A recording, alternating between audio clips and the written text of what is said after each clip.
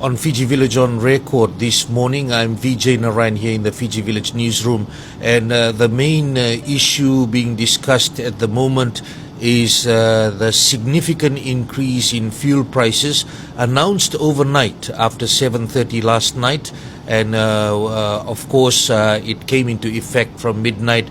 We saw many service stations when we drove around last night.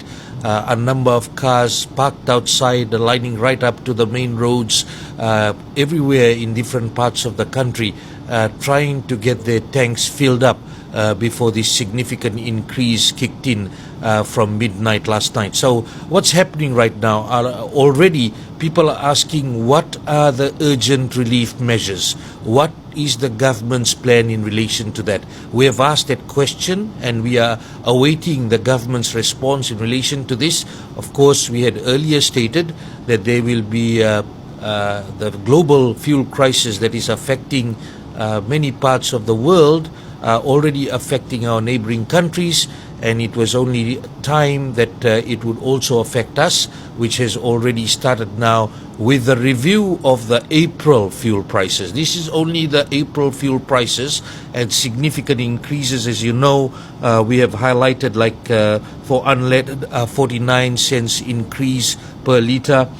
For diesel, a huge increase, 75 cents a litre, and for kerosene, a significant increase of 71 cents a litre, taking the price to $2.40. And kerosene itself is VAT exempt at the moment, but it gets worse for the people living outside Viti Levu. For kerosene, it goes up even to $2.96 for those who are in the maritime areas, and for Rotuma, it goes to $3.16 for kerosene. So significant increases if you are outside Viti Levu as well. Late last night, the Fiji Bus Operators Association, after having an urgent meeting, have called for urgent relief from the government. They've already written to the Minister for Finance and Minister for Transport. They're saying that with this significant increase, operating costs will increase, and they are asking if government can support bus fare adjustments, and they're saying this government assistance provided will ultimately be a direct benefit to travelling passengers. So we are trying to get information in relation to that. The other issue is, when fuel prices go up, the overall cost of business goes up, and a number of goods and services, the prices go up. So that is another issue. It's not just about vehicle owners to pay more for fuel from this morning.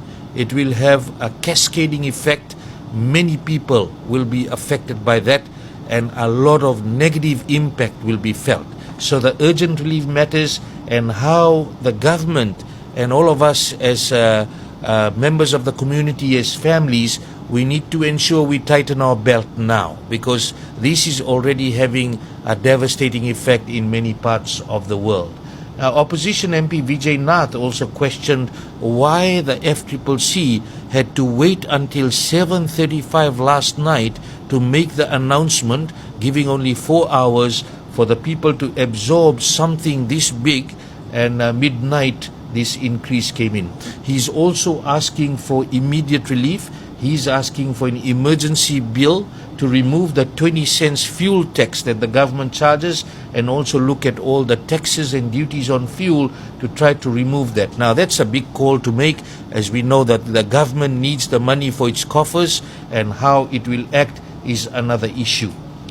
We also have the government meetings. We are trying to find out when will the government meet in relation to all these measures, and when can we have that risk management plan at different risk levels in terms of two things. One, the increasing fuel prices based on global events, as we are price takers, how the government will react to that situation, what is the government's fuel response plan and cost saving plan, and the other issue is how it will pass some relief down to the people.